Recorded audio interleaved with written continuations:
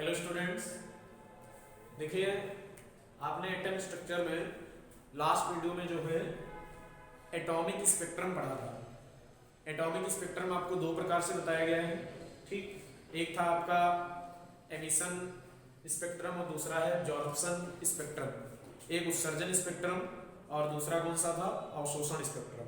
देखो उत्सर्जन में क्या होता है, अवशोषण में क्या है। तो उत्सर्जन में या पहले अवशोषण की बात कर लो। जब किसी परमाणु पर हम प्रकाश डालते हैं या जब किसी पदार्थ पर प्रकाश डाला जाता है तो वो पदार्थ या उसके परमाणु क्या करते हैं, प्रकाश ऊर्जा को अवशोषित करके किसी उच्च ऊर्जा अवस्था में चले जाते हैं।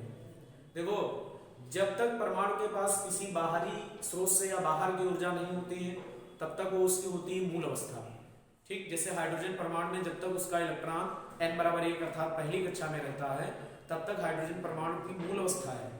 लेकिन अगर उसी इलेक्ट्रॉन को किसी बाहरी स्रोत से ऊर्जा मिल जाए और वो ऊर्जा अवशोषित करके किसी उच्च कक्षा में चला जाए तो वो परमाणु की कौन सी अवस्था है, उत्तेजित अवस्था है। और अगर वही इलेक्ट्रॉन ऊर्जा लेकर नाभिक के आकर्षण से फ्री हो जाए तो वो परमाणु की आयनित अवस्था है, ठीक। तो अवशोषण में क्या हुआ था कि परमाणु ने आपतित प्रकाश में से कुछ विशेष तरंगदैर्घ्यों का अवशोषण कर लिया था, किसी उच्च कक्षा में चला गया था। यही वजह थी कि अवशोषण स्पेक्ट्रम में हमें काली रेखाएं प्राप्त होती थी, क्योंकि जो प्रकाश डालते थे और वो जब पदार्थ से निर्गत होता था तो उसमें से कुछ तरंगदैर्घ्य अनुपस्थित रहती थी, उनके स्थान पर काली रेखाएं थी। और उन रेखाओं की तरंगदैर्घ्य ज्ञात करने के लिए आपके पास फार्मूला क्या था, लैम्डा = 1 2 3 7 5 अपान में क्या था, डेल्टा ई। और हमने बताया था डेल्टा ई अगर आप ईवी में रखेंगे अर्थात इलेक्ट्रॉन वोल्ट में रखेंगे तो ये लैम्डा की वैल्यू आपको एंगस्ट्रॉम में प्राप्त होगी, ठीक। यही बात उत्सर्जन में है कि उत्तेजित अवस्था में इलेक्ट्रॉन, जैसे सपोज कोई इलेक्ट्रॉन ऊर्जा लेकर यहां गया और यहां से ये 10⁻⁻8 सेकेंड पश्चात, मतलब उत्तेजित अवस्था में इलेक्ट्रॉन का या परमाणु बहुत कम समय के लिए रुकता है और वो 10⁻⁸ सेकेंड के पश्चात ऊर्जा उत्सर्जित करके निम्न कक्षा में लौटता है या मूल अवस्था में लौटता है। लेकिन आप ध्यान रखेंगे कि किसी निम्न ऊर्जा स्तर से उच्च ऊर्जा स्तर में जाते समय, जैसे मान लो हमें या यहाँ के इलेक्ट्रॉन को इन दो ऊर्जा अवस्थाओं के अंतराल के बराबर ऊर्जा मिली तो इसमें जाएगा, इनके अंतराल के बराबर ऊर्जा मिली तो इसमें जाएगा, इसकी और इसकी ऊर्जाओं का अंतर के बराबर ऊर्जा मिलेगी तो इसमें जाएगा, इसके और इसके अंतर के बराबर ऊर्जा मिलेगी तो इसमें जाएगा। मतलब एक निश्चित ऊर्जा मिलेगी या तो ये किसी एक कक्षा में चला जाएगा, लेकिन लौटते समय ये डायरेक्टली नीचे नहीं आता है, लौटते समय ये क्रम से नीचे आ सकता है। मतलब लौटते समय जैसे मान लो हो सकता है डायरेक्ट नीचे आ जाए, अच्छी बात है, लेकिन हो सकता है इससे इसमें आए, फिर इससे इसमें आए, फिर इससे इसमें, फिर ये इसमें आए, ठीक। ऐसी बहुत सी अवस्थाएं इसमें हो सकती हैं, ऐसे आए, ठीक, या इससे डायरेक्ट इसमें आ जाए। इस तरह से बहुत सी उत्सर्जन में अवस्थाएं हो सकती हैं कि जब इलेक्ट्रॉन हमारा ऊर्जा उत्सर्जित करके किसी निम्न कक्षा में आएगा तो कुछ विशेष तरंगदैर्घ्यों का उत्सर्जन करेगा। अब जैसे मान लो इलेक्ट्रॉन हमारा यहाँ से यहाँ आया तो एक निश्चित ऊर्जा का क्या कर दिया, उत्सर्जन। और ये ऊर्जा फोटानों के रूप में उत्सर्जित या अवशोषित होती है और प्रकाश के हर फोटान की, रेडिएशन के हर फोटान की एक निश्चित वेवलेंथ, एक निश्चित फ्रीक्वेंसी होती है। तो जब उत्सर्जन के समय एक निश्चित ऊर्जा निकलेगी तो एक निश्चित फ्रीक्वेंसी, एक निश्चित वेवलेंथ, ये सबका उत्सर्जन होगा। इसी वजह से उत्सर्जन संक्रमण में स्पेक्ट्रम में हमें रंगीन रेखाएं प्राप्त होती हैं। तो मोटे तौर पर आप याद रखना, अवशोषण स्पेक्ट्रम में हमें स्पेक्ट्रम में काली रेखाएं मिलेंगी और उत्सर्जन में कैसी रेखाएं मिलेंगी, रंगीन रेखाएं मिलेंगी, ठीक। आज के टॉपिक में बात करेंगे हाइड्रोजन स्पेक्ट्रम की। भाई क्योंकि इस लेसन में सबसे ज्यादा अगर फोकस किया गया है तो हाइड्रोजन पे, बोर का मॉडल भी है वो भी हाइड्रोजन परमाणु के लिए ही सबसे ज्यादा फेमस है। तो हाइड्रोजन स्पेक्ट्रम की बात करते हैं। आपको बताया था हमने हाइड्रोजन परमाणु की nवीं कक्षा में इलेक्ट्रॉन की ऊर्जा -13.6/m² इलेक्ट्रॉन वोल्ट थी। और इसी के अकॉर्डिंग अगर हम इसकी पहली कक्षा में ऊर्जा को देखें तो ये -13.6 आएगी, दूसरी में देखें -3.4 आएगी, तीसरी में -1.51 आएगी, चौथी में -0.85 आएगी, पांचवी में निकालें तो -0.544 आएगी, ठीक। इसको हटा देते हैं। अब देखो हाइड्रोजन में केवल एक इलेक्ट्रॉन है, ठीक। और जो सामान्य स्थिति में या सामान्य अवस्था में अपनी पहली कक्षा में स्थित होता है, ठीक। हाइड्रोजन परमाणु में एक इलेक्ट्रॉन जो सामान्य अवस्था, देखो सामान्य अवस्था क्या है, अर्थात मूल अवस्था आप कह सकते हैं। जब परमाणु के पास किसी भी प्रकार की कोई ऊर्जा उपलब्ध नहीं है तो वो परमाणु की कौन सी अवस्था है, मूल अवस्था है। तो हाइड्रोजन परमाणु का एक इलेक्ट्रॉन सामान्य ताप पर या सामान्य स्थिति में पहली कक्षा n=1 में होता है, ठीक। लेकिन अगर टेम्परेचर ज्यादा है तो ये उच्च कक्षा में भी हो सकता है, n=2 में हो सकता है, ठीक। हाइड्रोजन परमाणु का एक इलेक्ट्रॉन सामान्य अवस्था में पहली कक्षा n=1 में है। अब अगर इस इलेक्ट्रॉन को ऊर्जा मिले तो ये इलेक्ट्रॉन ऊर्जा अवशोषित करके किसी उच्च कक्षा में जाएगा, तो हाइड्रोजन के स्पेक्ट्रम में काली रेखा मिलेगी। यही अवशोषण स्पेक्ट्रम है भाई। अगर इलेक्ट्रॉन यहां से ऊर्जा लेकर किसी उच्च ऊर्जा अवस्था में गया तो ऊर्जा अवशोषित करने का मतलब एक निश्चित तरंगदैर्घ्य का, एक निश्चित रंग का अवशोषण करना। तो परमाणु से निर्गत प्रकाश में वो रंग नहीं होगा, अर्थात उसके स्थान पर हमें काली रेखा प्राप्त होगी। लेकिन फिर क्या बताया था कि 10⁻⁻8 सेकंड पश्चात वही इलेक्ट्रॉन ऊर्जा उत्सर्जित करके सीधे या क्रम से किसी निम्न कक्षा में लौटेगा। जैसे मान लो हमारा इलेक्ट्रॉन ऊर्जा अवशोषित करके चौथी कक्षा में चला गया। अच्छा एक चीज और है, ये चौथी में कब जा पाएगा, तो आपको बता दें हमारा पहली कक्षा से इलेक्ट्रॉन चौथी में कब जाएगा, जब इस इलेक्ट्रॉन को चौथी कक्षा और पहली कक्षा के अंतराल के बराबर ऊर्जा मिलेगी। ध्यान देना भाई, जब इस इलेक्ट्रॉन को पहली कक्षा और चौथी कक्षा की ऊर्जा अंतराल के बराबर ऊर्जा मिलेगी तो ये इलेक्ट्रॉन पहली से चौथी में जाएगा, ठीक।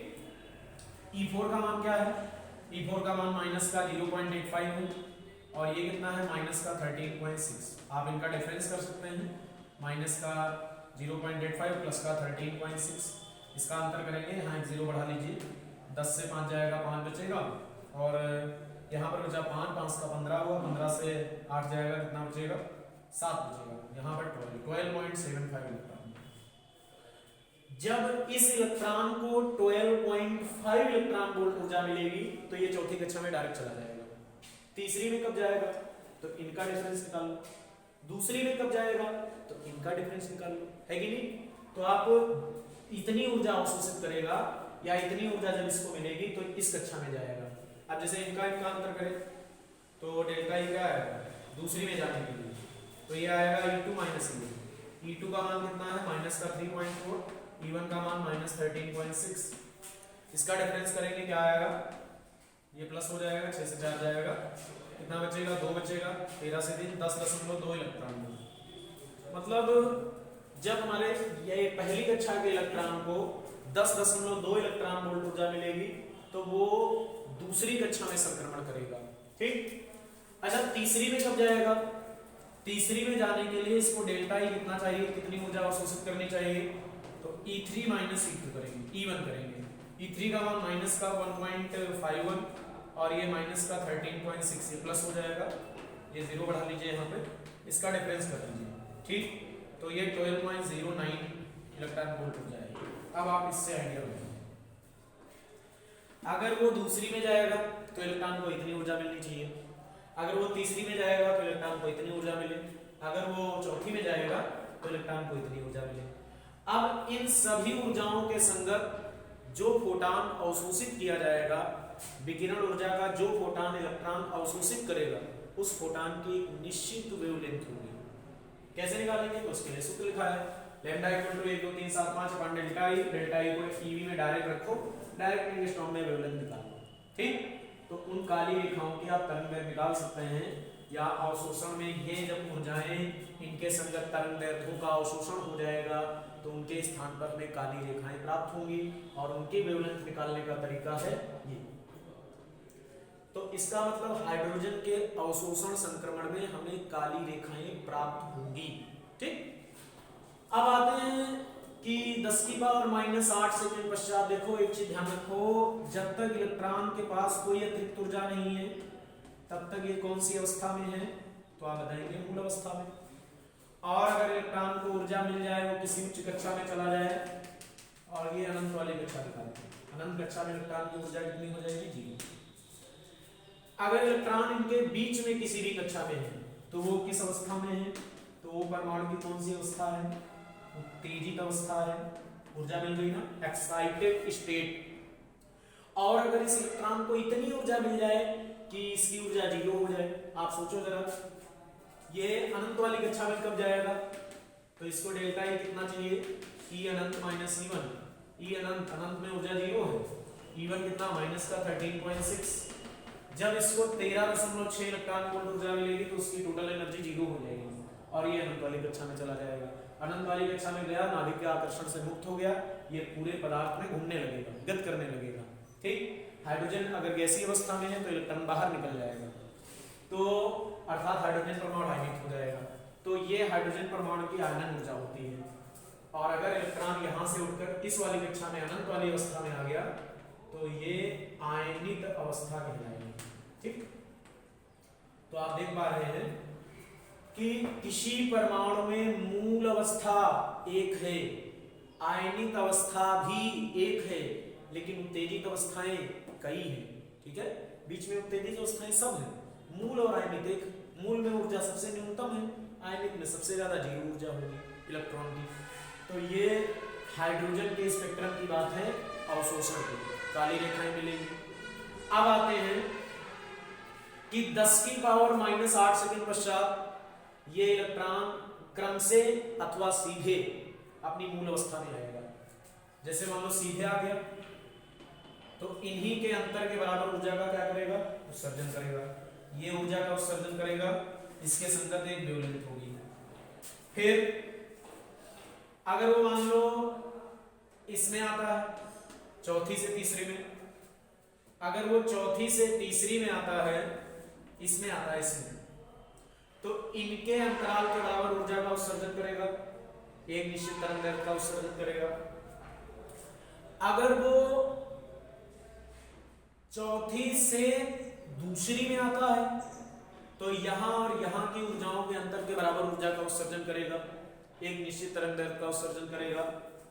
फिर यहां आप देख लो, अगर वो तीसरी से दूसरी में आए तो इनके अंतराल के बराबर ऊर्जा उत्सर्जित होगी, और अगर वो दूसरी से पहली में आए तो इनके अंतराल के बराबर ऊर्जा निकलेगी, और अगर वो तीसरी से पहली में आए तो इनके अंतराल के बराबर ऊर्जा उत्सर्जित होगी। देखो कितने संक्रमण हो गए, 1 2 3 4 5 6। कल आपको बताया भी था उत्सर्जन संक्रमणों की संख्या n(-1/2) है, 4 4 - 1/2 12/2 मतलब 6। और अवशोषण कितने हो सकते थे? या तो डायरेक्ट 3 में 4 में, या डायरेक्ट 3 में, या डायरेक्ट 2 में। तो ये तीन ही हो सकते थे। 4 ऊर्जा अवस्थाएं, संक्रमण 3। 4 ऊर्जा अवस्थाएं, उत्सर्जन संक्रमण कितने हैं? 6 हो सकते हैं। ठीक। तो अवशोषण करते समय वो निश्चित तरंगदैर्घ्य ऊर्जाओं का अवशोषण करेगा, इसलिए स्पेक्ट्रम में काली रेखाएं। लेकिन उत्सर्जन के समय एक निश्चित तरंगदैर्घ्य ऊर्जा का उत्सर्जन करेगा, इसीलिए स्पेक्ट्रम में हमें कैसी रेखाएं मिलती हैं? रंगीन रेखाएं प्राप्त होती हैं। यही कारण है कि हाइड्रोजन के स्पेक्ट्रम को 2 भागों में बांटा गया है, एक उत्सर्जन और दूसरा अवशोषण। वैसे किसी भी एटम स्पेक्ट्रम को हम 2 भागों में बांट सकते हैं। ठीक। तो हाइड्रोजन के स्पेक्ट्रम को 2 भागों में बांटा गया है, एक हो जाएगा आपका उत्सर्जन और दूसरा स्पेक्ट्रम हो जाएगा कौन सा? अवशोषण। ठीक। तो सबसे पहले बात करते हैं उत्सर्जन स्पेक्ट्रम की। ठीक। उत्सर्जन स्पेक्ट्रम की, ठीक, या उत्सर्जन संक्रमण कह सकते हो। तो देखो इस संक्रमण की या इस स्पेक्ट्रम में हमें 5 श्रेणियां प्राप्त होती हैं। मतलब उत्सर्जन संक्रमण की कितनी श्रेणियां मिलती हैं? 5 श्रेणियां। इसमें निम्न 5 श्रेणियां प्राप्त होती हैं। और ये 5 श्रेणियां कौन कौन है? देखो सभी प्रमुख रहेंगी। ठीक। और जिसने स्टार्टिंग की 2 श्रेणियां काफी प्रमुख हैं। पहली श्रेणी इसमें आती है लाइमन श्रेणी। लाइमन सीरीज क्या है? ठीक है, लाइमन सीरीज।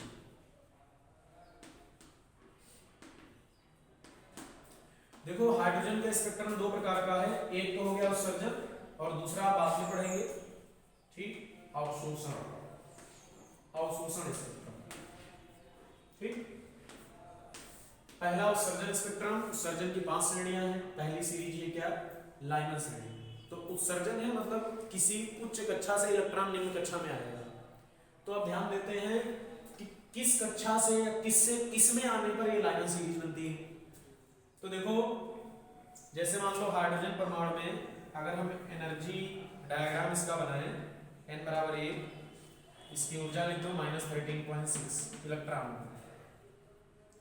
n बराबर 2, इसकी ऊर्जा -3.4 electron volt, n equal to 2, n equal to 3, minus का 1.51 इलेक्ट्रॉन वोल्ट, n बराबर 3 हो गया, n बराबर 4 कर दो, माइनस का 0.85 इलेक्ट्रॉन वोल्ट, ये n बराबर 4, ऐसे n बराबर 5, तो माइनस की कितनी बताई 0.544 इलेक्ट्रॉन वोल्ट, ये n बराबर 5, ऐसे 6 हो सकता है, 7 हो सकता है, तो कई कक्षाएं हो सकती हैं। तो अब जैसे ऊर्जा अवशोषित करके इलेक्ट्रॉन किसी उच्च कक्षा में चला गया, तो जब वापस आया तो उसकी बात हो रही है उत्सर्जन संक्रमण की। तो यदि हाइड्रोजन परमाणु में इलेक्ट्रॉन किसी उच्च ऊर्जा अवस्था से पहली कक्षा n बराबर 1 में वापस आया, किसी उच्च ऊर्जा अवस्था से, चाहे वो ऊर्जा अवस्था 2 की हो, 3 की हो, 4 की हो, 5 की हो, मतलब ये श्रेणी हमें तब प्राप्त होती है जब हाइड्रोजन परमाणु में जो संक्रमण होते हैं किसी उच्च कक्षा से प्रारंभ होते हैं और पहली कक्षा पर समाप्त हो जाते हैं, ठीक। जैसे इलेक्ट्रॉन मान लो ऊर्जा अवशोषित करके सीधे 5 में गया, 5 से डायरेक्ट 1 में आ गया, या ऊर्जा अवशोषित करके 4 में गया, 4 से डायरेक्ट 1 में आ गया, या 3 में गया, 3 से डायरेक्ट 1 में आ गया, या फिर इलेक्ट्रॉन ऊर्जा अवशोषित करके पहली से दूसरी में गया और डायरेक्ट फिर 1 में आ गया, है ना। तो जब परमाणु का इलेक्ट्रॉन, हाइड्रोजन परमाणु का इलेक्ट्रॉन ऊर्जा उत्सर्जित करके किसी उच्च ऊर्जा अवस्था से पहली कक्षा में वापस आए, अब पहली कक्षा इसमें वापस आए, अब पहली इसके लिए ये सब उच्च ऊर्जा अवस्थाएं हैं, क्योंकि इसी कक्षा में इलेक्ट्रॉन की ऊर्जा न्यूनतम है, सबसे मतलब -13.6 है, बाकी सब में धीरे धीरे ऊर्जा बढ़ती चली गई है। तो उच्च ऊर्जा अवस्था से पहली में लौटा, दूसरी से पहली में, तब भी लाइनर श्रेणी, ये सब रंगीन रेखाएं प्राप्त होंगी। तो इस श्रेणी के जितने भी संक्रमण होंगे वो किसी उच्च ऊर्जा स्तर से प्रारंभ होंगे, ठीक, कोई हाई एनर्जी लेवल से प्रारंभ होंगे, उच्च ऊर्जा स्तर से प्रारंभ होंगे और समाप्त कहां होंगे, तो आप बताएंगे पहली कक्षा n बराबर 1 पर खत्म हो जाएंगे, ठीक। तो हर संक्रमण में उन दो ऊर्जा अंतरालों के बराबर, मतलब इसका और उच्च कक्षा का, जैसे ये पहला सदस्य, ये पहली श्रेणी का ये लाइन है, तो इसकी और इसकी के अंतर के बराबर ऊर्जा का उत्सर्जन होगा। इसमें देख लो, इनके अंतर के बराबर ऊर्जा का उत्सर्जन होगा। तो हर एक संक्रमण में एक निश्चित ऊर्जा का उत्सर्जन होगा, ठीक, एक निश्चित तरंगदैर्घ्य का उत्सर्जन होगा, एक निश्चित रंग का उत्सर्जन होगा, अर्थात निश्चित हमें कुछ लाइनें प्राप्त होंगी और वो लाइनें एक समूह में व्यवस्थित की गई, उस समूह को कहा गया लाइनर श्रेणी, ठीक। तो लाइनर श्रेणी की पहली रेखा कब मिलेगी, तो ये लाइनर श्रेणी की पहली रेखा है, ये दूसरी रेखा है, ये तीसरी रेखा है, ये चौथी रेखा है, ठीक। लाइनर श्रेणी की रेखाओं को L से प्रदर्शित किया जाता है। लाइनर श्रेणी की जो भी रेखाएं हैं, जैसे पहली रेखा ये, इन सबको L से लिखेंगे, लेकिन इसके भी क्रम है, इसको L अल्फा से प्रदर्शित करते हैं। पहली लाइन, जैसे आपसे कहे पहली लाइन, तो L अल्फा, इसको L बीटा, इसको L गामा, इसको L डेल्टा, ठीक। मतलब लाइनर श्रेणी की रेखाओं को हम किससे दर्शाते हैं, L से दर्शाते हैं। पहली रेखा L alpha, L beta, L gamma, L delta, L theta और आगे बढ़ाते चले जाएंगे, लेकिन बस 2-3 रेखाएं प्रमुख रहती हैं सब में, ठीक। अब हर रेखा से एक एनर्जी का उत्सर्जन होगा, हर रेखा के लिए। जैसे हमसे कहा जाए इस रेखा के लिए कितनी एनर्जी उत्सर्जित होगी, तो बड़ा आसान है कहना, इनका अंतर कितना आया था, 10.2 इलेक्ट्रॉन को, इतनी ऊर्जा का उत्सर्जन होगा। पहली रेखा की बात कर रहे हैं, इसकी वेवलेंथ निकालनी है तो आप तुरंत इसको क्या कर देंगे, एससी अपान लैम्डा, डेल्टा ई को क्या कर देंगे, एससी अपान लैम्डा 10.2 इलेक्ट्रॉन वोल्ट को जूल बना लेंगे, तरंग दैर्घ्य निकल जाएगी। और अगर ऐसे ना निकालना चाहें तो लैम्डा के लिए हमने क्या बता रखा है, 1 2 3 7 5 बटे में क्या है डेल्टा ई, डायरेक्ट इसका मान ईवी में रखो, आंसर आपको एंगस्ट्रॉम में मिल जाएगा। ठीक, मतलब जिस भी रेखा की तरंग दैर्घ्य निकालनी है आप ये देख लो कि उस रेखा के लिए इलेक्ट्रॉन का संक्रमण किस कक्षा से किसमें हुआ होगा। जैसे हम कहें दूसरी रेखा के लिए तो एल बीटा लाइन बोले तो दूसरी रेखा के लिए संक्रमण हुआ है तीसरी कक्षा से पहली कक्षा में। अगर हम बोले तीसरी रेखा के लिए संक्रमण तो आप बताएंगे तीसरी रेखा के लिए संक्रमण हुआ है चौथी कक्षा से पहली कक्षा में, चौथी रेखा के लिए पांचवी से पहली कक्षा में। ठीक, तो अगर हमें किसी उच्च ऊर्जा स्तर से संक्रमण प्रारंभ होकर पहली कक्षा में समाप्त होते मिले तो ये सब लाइनर श्रेणी की रेखाएं हैं। और देखो याद रखना, इन रेखाओं की अगर हम तरंग दैर्घ्य कैलकुलेट करें तो ध्यान देना ये तरंग दैर्घ्य सब पराबैंगनी भाग में पड़ती हैं। भाई ध्यान देना, ये अगर हम इन सब श्रेणी की रेखाओं की तरंग दैर्घ्य निकालें तो वो दृश्य प्रकाश से कम आएंगी। अच्छा, विद्युत चुंबकीय स्पेक्ट्रम की बात कर लो, विद्युत चुंबकीय स्पेक्ट्रम, ठीक, इलेक्ट्रोमैग्नेटिक स्पेक्ट्रम क्या है, देखो बड़ा आसान है कि सबसे पहले हम विजुअल लाइट की बात करें, दृश्य प्रकाश जिसको आप विबग्योर बोलते हो, विबग्योर, और इसकी वेवलेंथ कहां से कहां तक है तो आप पढ़े 3900 से स्टार्ट होती है 7800 तक जाती है। ठीक, इसके अगर हम इधर बढ़ते हैं तो आपका इंफ्रारेड होता है अवरक्त प्रकाश। ठीक, और अगर इसके इधर बढ़ते हैं तो ये पराबैंगनी प्रकाश है, मतलब पराबैंगनी प्रकाश की जो वेवलेंथ है वो 39 एंगस्ट्रॉम से कम रहेगी और अवरक्त की 7800 से ज्यादा रहेगी। तो जिन रेखाओं की तरंग दैर्घ्य 3900 से कम मिलेगी वो पराबैंगनी भाग में है, और इस लाइनर श्रेणी की सभी रेखाओं की तरंग दैर्घ्य दृश्य प्रकाश से कम है। देखो दरअसल आपको बता दें एल अल्फा लाइन की अगर तरंग दैर्घ्य निकाली जाए तो ये लगभग 1215 एंगस्ट्रॉम आती है जो 3900 से कम है। पहली रेखा की तरंग दैर्घ्य 3900 से कम है। ठीक, ये 1215 एंगस्ट्रॉम है। और अगर इसकी हम अंतिम रेखा की तरंग दैर्घ्य निकालें, अंतिम रेखा, भैया अंतिम रेखा कौन होगी तो ये 5 से 1 वाली अंतिम रेखा नहीं है, अंतिम रेखा होगी अनंत कक्षा वाला इलेक्ट्रॉन जब पहली में लौटेगा, मतलब वही सीमा रेखा होगी। और अंतिम रेखा के लिए लैम्डा का मान होता है 912 एंगस्ट्रॉम। तो आप देख लो ये रेंज है इसकी, मतलब पहली रेखा की अधिकतम तरंग दैर्घ्य 1215 एंगस्ट्रॉम है और अंतिम रेखा की न्यूनतम तरंग दैर्घ्य क्या है 912 एंगस्ट्रॉम है। तो इससे आप कह सकते हैं कि ये श्रेणी स्पेक्ट्रम के किस भाग में पड़ती है, पराबैंगनी भाग में पड़ती है। अब आपको बता दें हमने क्या तरीका बताया है कि इनकी वेवलेंथ निकालने का, ये सूत्र है। एक इसका और सबसे बढ़िया फेमस सूत्र क्या है जिससे आप देखो थोड़ी कैलकुलेशन जरूर होगी, कैलकुलेशन इसमें भी है, उससे आप बहुत आसानी से वेवलेंथ निकाल सकते हैं। ठीक, जैसे आपने पढ़ा होगा nवीं कक्षा में इलेक्ट्रॉन की ऊर्जा क्या होती है, nवीं कक्षा में इलेक्ट्रॉन की ऊर्जा, तो nवीं कक्षा में इलेक्ट्रॉन की ऊर्जा का सूत्र है E बराबर -13.6 अपान n स्क्वायर इलेक्ट्रॉन वोल्ट। ठीक, ऐसी ऊर्जा का फार्मूला है। अब अगर हमसे कहा जाए कि किसी उच्च कक्षा से संक्रमण प्रारंभ हुआ और पहली कक्षा में समाप्त हुआ, तो देखो यहां पर उत्सर्जित ऊर्जा अगर निकालें तो किसी उच्च कक्षा को हमने मान लिया E2 और पहली कक्षा को मान लिया E1, तो उत्सर्जित ऊर्जा आपकी क्या हो गई डेल्टा E बराबर E2 माइनस E1। ध्यान रखेंगे उत्सर्जित ऊर्जा हो गई डेल्टा E बराबर E2 माइनस E1। अब E2 कैसे निकाले, E1 कैसे निकाले, इनसे निकालो।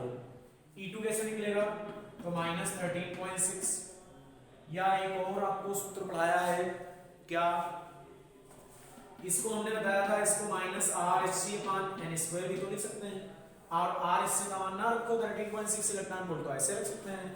तो इसको आप ये भी लिख सकते हैं -RHc/n², दूसरी कक्षा के लिए n2, अब दूसरी कक्षा का मतलब n बराबर 2 नहीं है, दूसरी कक्षा का मतलब यहाँ पर कोई उच्च कक्षा है, n2 का मतलब कोई उच्च कक्षा का संक्रमण। जैसे मान लो संक्रमण हो रहा है यहाँ से यहाँ तक हो, तो n1 1 माना जाएगा, n2 5 माना जाएगा। अगर संक्रमण 4 से 1 में हो रहा है तो n1 आपका 1 है, n2 कितना है 4 है। अगर संक्रमण तुम्हारा n बराबर 1 3 से मतलब 3 तीसरी कक्षा से पहली में हो रहा है तो n1 बराबर हमारे पास कितना है 1 और n2 बराबर कितना है 3। अगर संक्रमण हमारा दूसरी कक्षा से पहली कक्षा में हो रहा है तो n1 1 है और n2 कितना है 2। तो E1 को क्या लिख सकते हैं -RSC बटे में क्या n1 स्क्वायर। ये उत्सर्जित ऊर्जा होगी। इधर वाला हटा दें, इसको आप लोग देख लेना, इसको हटा दें। हाँ आगे क्या आएगा, डेल्टा ई बराबर -RSC बटे n2 स्क्वायर और ये माइनस माइनस हो जाएगा प्लस RSC बटे क्या n1 स्क्वायर।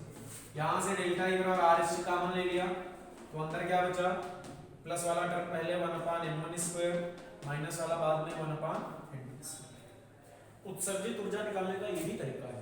और एक तो तरीका ये तो आपका था ही कि जिससे जिसमें संक्रमण हो उसका डिफरेंस कर लो, उत्सर्जित ऊर्जा आ जाएगी और लैम्डा के सूत्र में रख दो, लैम्डा निकल जाएगा। अब लैम्डा को इस तरीके से आप कैसे निकालेंगे, वास्तव में रेखाओं की तरंगदैर्घ्य के लिए यही तरीका यूज होना चाहिए। तो आपको क्या पढ़ाया, SC/लैम्डा कर सकते हैं इसको, उत्सर्जित ऊर्जा फोटॉनों के रूप में होगी तो इसको आप SC बटे लैम्डा कर सकते हैं। यहां से क्या आएगा RSC 1/n1 square minus 1/n2 square. HC से SC कट जाएगा, 1/लैम्डा equal to R 1/n1 square minus 1/ क्या n2 स्क्वायर। ठीक, 1/लैम्डा equal to R 1/n1 square minus 1/ क्या हो गया n2 स्क्वायर। तो इस सूत्र से आप लाइनन श्रेणी की किसी भी रेखा की तरंगदैर्घ्य निकाल सकते हैं। जैसे हाँ इस सूत्र में देखो, इस श्रेणी के लिए हमेशा आप ध्यान रखेंगे, इस श्रेणी के लिए n1 आपका हमेशा एक रहेगा, n1 हमेशा एक रहेगा क्योंकि सभी संक्रमण कहां खत्म होंगे, एक पर खत्म होंगे। ठीक, और n2 का मान अगर रेखा पहली है तो 2, रेखा दूसरी है तो 3, रेखा तीसरी है तो 4, रेखा चौथी है तो 5, ऐसे n2 के मान बहुत हो सकते हैं। ठीक, ध्यान रखिए इस श्रेणी के लिए n1 हमेशा एक रहेगा क्योंकि सभी संक्रमण किसी उच्च ऊर्जा स्तर से प्रारंभ हुए हैं और पहली पर खत्म हो गए हैं, तो n1 हमेशा है। n2 कौन लिया जाएगा, तो ये तुम्हें ध्यान रखना है कौन सी रेखा बोल रहा है। जैसे पहली रेखा बोल रहा है तो आप पहली रेखा को माइंड में बिठाओ कि पहली रेखा कब मिलती है, पहली रेखा में तब मिलती है जब संक्रमण 2 से 1 में होता है। ठीक, दूसरी रेखा कब मिलती है जब संक्रमण हमें 3 से 1 में होता है, तीसरी रेखा कब मिलती है जब संक्रमण 3 से 4 से 1 में होता है। तो n1 हमेशा एक, n2 आपका 2 3 4 रह सकता है। ठीक, अब r इसमें क्या है तो r को समझ लो, तो r को बताया था r होता है रिडबर्ग नियतांक, रिडबर्ग नियतांक है r, और इस r की वैल्यू क्या होती है 1.097 10⁻⁷ प्रति मीटर। याद रखेंगे n का मान क्या होता है, r का मान क्या होता है 1.097 10⁻⁷ प्रति मीटर। ठीक, अब हमें जैसे मान लो किसी रेखा की वेवलेंथ निकालनी है, सपोज हमें L बीटा लाइन की तरंगदैर्घ्य निकालनी है, आपसे कहा जाए L बीटा लाइन की तरंगदैर्घ्य बताओ, तो कुछ नहीं, L बीटा के लिए देखा हमने दूसरी रेखा है, दूसरी रेखा कब मिलती है जब संक्रमण तीसरी कक्षा से किसमें होता है पहली कक्षा में, तो n1 तो एक ही रहेगा लेकिन n2 कितना होगा 3 हो जाएगा। ठीक भाई, अगर हमसे कहा जाए L अल्फा लाइन की तरंगदैर्घ्य बताओ तो n1 हमारा L अल्फा के लिए कितना होगा, L अल्फा के लिए n1 1 लेकिन n2 कितना 2। ठीक है, अगर बताया जाए L गामा लाइन की तरंगदैर्घ्य बताओ तो n1 1 रहेगा लेकिन n2 कितना रहेगा, n2 आपका 4 रहेगा। ठीक है, तो इस प्रकार हम किसी भी रेखा की तरंगदैर्घ्य ज्ञात कर सकते हैं। और इसमें हमने पहली रेखा की तरंगदैर्घ्य आपको क्या बताई है, L अल्फा लाइन की तरंगदैर्घ्य सबसे बड़ी होगी, ये याद रखना, सबसे बड़ी तरंगदैर्घ्य पहली रेखा की होगी। कितनी है अल्फा लाइन की तरंगदैर्घ्य 1215 यूनिट, यही पहली रेखा है। ठीक, पहली रेखा। अब आते हैं अंतिम रेखा। अंतिम रेखा मतलब अगर संक्रमण अनंत से पहली में हो जाए मतलब इलेक्ट्रॉन अनंत से कहाँ आ जाए, फिर से लौट के पहली कक्षा में आ जाए तो मिलेगी अंतिम रेखा और उसकी वेवलेंथ कितनी है 912 एंगस्ट्रॉम। और अंतिम रेखा की तरंगदैर्घ्य सटीक क्या है, छोटी तरंगदैर्घ्य है। अंतिम रेखा को ही सीमा रेखा कहा जाता है। अगर आपसे कोई कहे कि सीमा लाइन की तरंगदैर्घ्य बताओ, सीमा रेखा अंतिम रेखा ये वर्ड ले ले, सीमा रेखा कह दे, अंतिम रेखा कह दे, सबसे छोटी तरंगदैर्घ्य कह दे, तो आपका n1 तो एक ही रहने वाला है बट n2 आपका इनफाइनाइट होगा, अनंत हो जाएगा। ठीक, जैसे इसको आप इसका एक क्वेश्चन करके दिखाते हैं। कहा गया कि लाइमन श्रेणी की पहली रेखा की तरंगदैर्घ्य बताओ। ठीक, लाइमन श्रेणी की पहली रेखा की तरंगदैर्घ्य ज्ञात कीजिए। आ जाए क्वेश्चन, लाइमन श्रेणी की पहली रेखा पूछ ले, या ऐसे कह दे लाइमन श्रेणी की सबसे बड़ी तरंगदैर्घ्य ज्ञात करो, तब भी कोई बात नहीं, एक ही बात है। पहली रेखा की तरंगदैर्घ्य ज्ञात करो। तो क्या करें हम पहली रेखा की तरंगदैर्घ्य ज्ञात करने के लिए, बहुत आसान। तो पहले आप तो एक सूत्र माइंड में बिठाओ कि 1/लैम्डा बराबर r 1/n1 square minus 1/n2 square, ये तो सूत्र लिखना है। पहली रेखा हमें कब मिलती है, जब संक्रमण किसी उच्च ऊर्जा स्तर से, क्यों बात है पहली रेखा की, तो n बराबर 2 से संक्रमण जब n बराबर 1 में होगा तभी हमें प्राप्त होगी पहली रेखा L अल्फा। तो संक्रमण 2 से 1 ये पहली रेखा है और ये दूसरी रेखा से तीसरी रेखा। तो पहली रेखा के लिए, लाइमन सीरीज की पहली रेखा के लिए बोलो n1, तो हम कहेंगे n1 है 1 है, तो फिर n2 कितना, n2 बोलेंगे 2। हाँ, पहली रेखा बोल दे, बड़ी तरंगदैर्घ्य बोल ले, L अल्फा बोल दे, तभी यही काम करना है। ठीक, बताओ n1 आपका कितना है 1, तो 1/लैम्डा equal to r 1/1 square minus 1/2 square. ठीक है, 1/लैम्डा r हो गया है, ऐसे रखो भी 1 माइनस 1/4, इसको हल कर ले। 1/लैम्डा इक्वल टू क्या आ जाएगा, 1/लैम्डा इक्वल टू r और अंदर आएगा 4 में से जाएगा कितना बचेगा 3/4 या लैम्डा बराबर आ जाएगा 4/3r।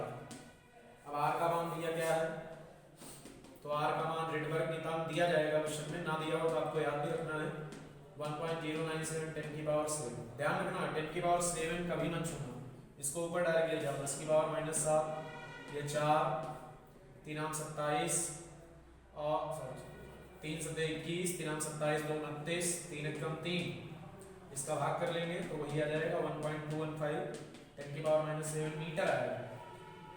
1 मीटर में 10 की पावर 10 एंगस्ट्रॉम होते हैं, तो 10 की पावर 10 जब यहाँ रखोगे तो पावर माइनस की 7 से प्लस की 3 बचेगी, अर्थात 12-15 एंगस्ट्रॉम। तो लाइमन श्रेणी की पहली रेखा की आप वेवलेंथ निकाल सकते हैं। ठीक, कैसे निकालेंगे, n1 1 n2 2। अब आपको क्या करना है, L बीटा लाइन की तरंगदैर्घ्य निकालनी है। अब L बीटा लाइन के दो ही नाम है, या तो L बीटा बोलो, ठीक, और या फिर इसको क्या बोल सकते हो आप, दूसरी रेखा की तरंगदैर्घ्य ज्ञात करो। ठीक, तो इस प्रकार तुम्हारी लाइमन श्रेणी मतलब उत्सर्जन संक्रमण की पहली श्रेणी कंप्लीट होती है, लाइमन सीरीज। इसके बाद एक दूसरी श्रेणी भी आप देखिए आज, लाइमन श्रेणी के बाद इसमें आती है बामर श्रेणी। ठीक है, बामर श्रेणी की तरंगदैर्घ्य, बामर श्रेणी के संक्रमण, ये सब इसमें जानने हैं।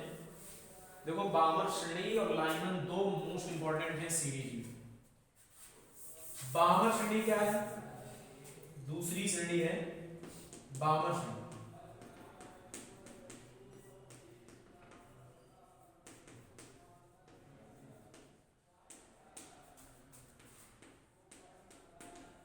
बामर श्रेणी, तो भैया इसके संक्रमण कैसे होंगे, तो ये हाइड्रोजन परमाणु की ऊर्जा स्तर आरेख, आप ऊर्जाएं लिख सकते हैं।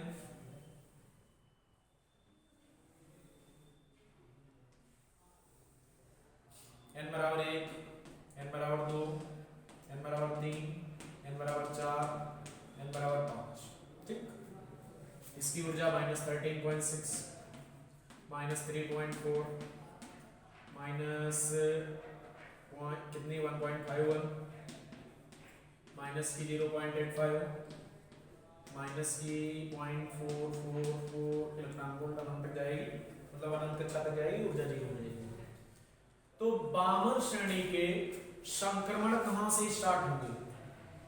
अगर हाइड्रोजन परमाणु में कोई इलेक्ट्रॉन किसी उच्च ऊर्जा स्तर से दूसरी कक्षा में आए, हाइड्रोजन परमाणु में इलेक्ट्रॉन एक ही इलेक्ट्रॉन है और किसी उच्च ऊर्जा स्तर से दूसरी कक्षा n बराबर 2 में आ जाए, ठीक, तो उत्सर्जित ऊर्जा उसके संगत जो तरंग दैर्घ्य होगी वो बामर श्रेणी की होगी। ठीक, जैसे मान लो तीसरी से दूसरी में संक्रमण हो जाए, चौथी से दूसरी में संक्रमण हो जाए, पांचवी से दूसरी में संक्रमण हो जाए, तो उत्सर्जित ऊर्जा, उत्सर्जित तरंग दैर्घ्य, ये जो उत्सर्जित रेखाएं हैं, मतलब जो तरंग दैर्घ्य उत्सर्जित होगी उन रेखाओं की तरंग दैर्घ्य को हम किस श्रेणी में रखेंगे? बामर श्रेणी में रखेंगे। ये बामर श्रेणी मिलेगी। देखो, अगर उच्च ऊर्जा स्तर से संक्रमण प्रारंभ हो और पहली पे रुके जाके पहली पर समाप्त हो तो लाइनर श्रेणी है, लेकिन अगर संक्रमण दूसरी पर समाप्त होते हैं तो श्रेणी कौन सी है? बामर श्रेणी। ठीक, अब बामर श्रेणी की जो हमें रेखाएं प्राप्त होंगी उनको हम H से प्रदर्शित करेंगे। बामर श्रेणी की रेखाओं को किससे दर्शाएंगे? H से दर्शाएंगे। और बामर श्रेणी ही ऐसी है जो हमारे स्पेक्ट्रम के दृश्य भाग में पड़ती है। ये क्वेश्चन पूछे जाते हैं कि नंबर के कि बामर श्रेणी स्पेक्ट्रम के किस भाग में पड़ती है, तो आप बताएंगे बामर श्रेणी स्पेक्ट्रम के दृश्य भाग में पड़ती है। इसमें बामर श्रेणी पड़ती है। बामर श्रेणी की आप जितनी भी रेखाओं की वेवलेंथ निकालेंगे सबकी वेवलेंथ इसी के बीच में आएगी। बामर श्रेणी स्पेक्ट्रम के दृश्य भाग में पड़ती है। और बामर श्रेणी की रेखाओं की तरंग दैर्घ्य निकालने के लिए वही फार्मूला 1/λ बराबर 1/n1 square minus 1/n2 square. बामर श्रेणी की तरंग दैर्घ्य निकालने के लिए सूत्र लगेगा वही 1/λ r/n1 स्क्वायर माइनस 1/, वो सूत्र एक में ड्राइव किया है, बाकी सब में ऐसे लिखेंगे 1/n1 square minus 1/n2। r आप जानते हैं रेडबर्ग प्लैंक है। n1 का मान तो देखो इस श्रेणी के लिए n1 का मान 2 रहेगा क्योंकि सभी संक्रमण दूसरी पर समाप्त हुए हैं। इस श्रेणी के लिए n2 का मान 3, 4, 5 इस तरह से होगा। अब वो निर्भर करेगा कौन सी रेखा आप ले रहे हैं। अगर आप रेखा पहली ले रहे हैं, ये पहली रेखा है, ये दूसरी रेखा है, ये तीसरी रेखा है। अगर आप पहली रेखा ले रहे हैं तो n1 आपका 2 रहेगा, n2 3 रहेगा। दूसरी रेखा है, n1 आपका कितना रहेगा बोलो? 4 रहेगा, n1 2 रहेगा, n2 4 रहेगा। तीसरी रेखा के लिए n1 2 रहेगा, n2 कितना रहेगा? 5 रहेगा। ये H अल्फा लाइन होती है, ये H बीटा लाइन होती है, H गामा और बनाएगा 6 से 2 में दिखाएं तो H डेल्टा भी लिख सकते हैं। H अल्फा लाइन इसकी तरंग दैर्घ्य सबसे बड़ी तरंग दैर्घ्य है, सबसे बड़ी तरंग दैर्घ्य है। और सीमा रेखा अनंत पर इलेक्ट्रॉन हो पहली कक्षा में आ जाए तो ये है सीमा रेखा। इसकी दूसरी कक्षा में इसकी तरह ये सीमा रेखा है, इसकी तरंग दैर्घ्य सबसे छोटी होगी, ध्यान रखेंगे इसकी तरंग दैर्घ्य सबसे छोटी तरंग दैर्घ्य होगी। सबसे बड़ी तरंग दैर्घ्य कौन है? पहली रेखा। पहली रेखा H अल्फा, दूसरी रेखा H बीटा। अब जैसे हमसे कहा जाए H अल्फा लाइन के लिए, H अल्फा लाइन के लिए हमसे कहा जाए n1 n2 बताओ, तो कोई बात नहीं, n1 कितना? n1 तो हमने बताया इस लाइन के लिए 2 ही रहेगा, लेकिन n2 कितना? पहली रेखा 3 से 2 में 3। अगर हमसे कहा जाए H बीटा लाइन के लिए बताओ तो H बीटा लाइन के लिए क्या आएगा? n1 आपका 2 है, n2 कितना? 4। H गामा n2 आपका 5 हो जाएगा और n1 आपका 2 ही रहेगा। ठीक,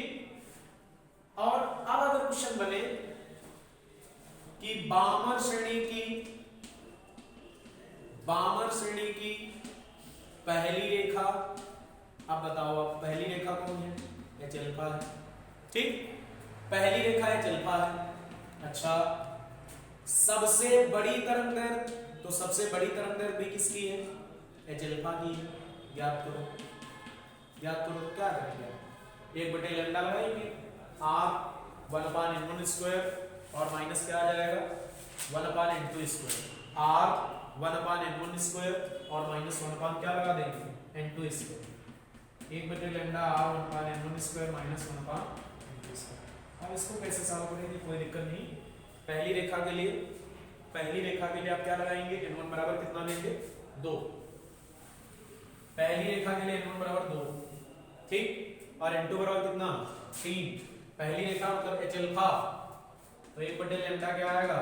r 1/2 का वर्ग माइनस 1/3 का वर्ग। 1 बटे लैम्डा ये कितना हो जाएगा? r 1/4 minus 1/9। इसको हल करेंगे, 9 माइनस 4 5/36। ये लैम्डा बराबर क्या आ जाएगा? 36/5। r का मान कितना है? 1.097, 10 की पावर कितना? 7। ठीक है, इसको हल कर देंगे तो 36 गुणे 10 की पावर माइनस 7 कर लो, बटे में कितना? 5 × 35, 5 × 45, 3 × 48 और 5 × 5। इसका भाग कर देंगे तो 6.561 लगभग या 63 लगभग आएगा, 10 की पावर माइनस 7 मीटर, या इसको हम 65-63 एंगस्ट्रॉम लिख सकते हैं। ठीक, तो बामर श्रेणी की पहली रेखा की तरंगदैर्घ्य ये है, और ये तरंगदैर्घ्य तुम्हारे दृश्य प्रकाश में ही, मतलब विजुअल लाइट के अंतर्गत ही। ठीक, सीमा रेखा भी आप निकाल सकते हैं। सीमा रेखा के लिए n2, सीमा रेखा के लिए ध्यान देना, ये आप निकाल के देखना। बामर श्रेणी की सीमा रेखा, अंतिम रेखा या सबसे छोटी तरंगदैर्घ्य, तो सीमा रेखा के लिए n1 कितना? 2 ही रहेगा, लेकिन n2 कितना? अनंत। इसको आप रख के हल कर लेंगे, आपकी सीमा रेखा की तरंगदैर्घ्य आ जाएगी। तो तरंगदैर्घ्य निकालने का सूत्र वही है, बशर्ते आपको ध्यान रखना है लाइनों में सभी संक्रमण 1 पर खत्म करना। बामर में कहाँ खत्म करेंगे? 2 पर खत्म करेंगे।